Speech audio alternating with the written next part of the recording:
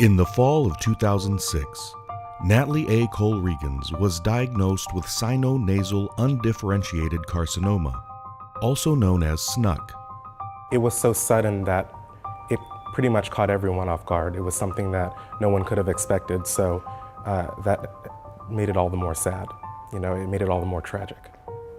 She was extremely courageous. She took it with, okay, I know, so what are we going to do about it? Let's get started.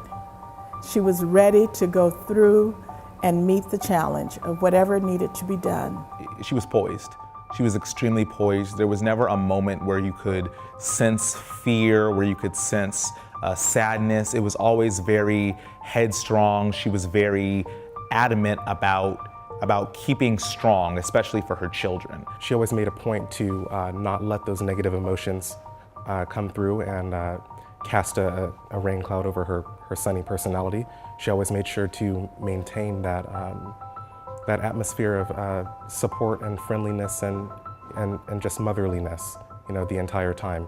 She was courageous and very calm, very positive about it, and in a very natural way. When Natlie was in the hospital at Loma Linda, I called on her and asked her if she wanted to give her students a message. And she quickly replied, yes, I have a message for them. She said, tell them these three things. Always do your personal best. Always try to improve your work. And never, never give up. She wanted her kids to know that. Natlie received unimpeachable care at Loma Linda University Medical Center. After 7 months of innovative, aggressive treatments and a courageous fight, Natlie's body surrendered to this very rare cancer.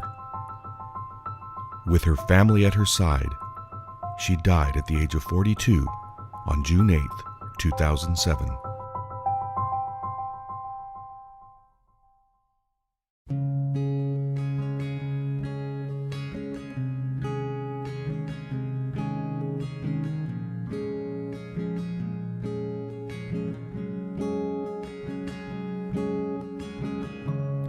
I'd like for Natlie to be remembered as someone who truly cared about others. I want Natlie to be remembered as the teacher that she was, that she is, continues to be still. I want my mom to be remembered as someone who was a caregiver, someone who was a beacon of light and a giver of love, because that's what she was to me and to anyone that she encountered.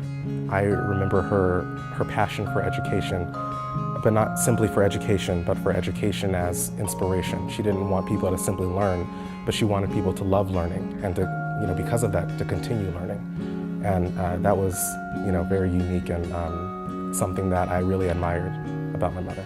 I recall that she would always say during those challenging times, Mom, everything is going to be all right.